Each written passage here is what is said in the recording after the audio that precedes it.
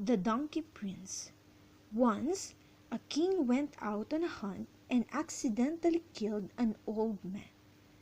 The old man's wife was very sad and angry. She cursed the king. "Your son shall have the head of a donkey."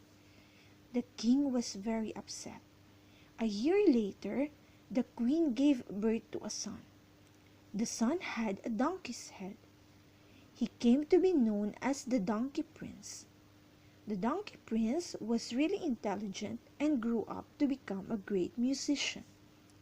One day, while the Donkey Prince sat playing the violin in the garden, a flower girl heard his song. She really liked his music. The Donkey Prince and the flower girl became friends. The Donkey Prince would play music for the flower girl.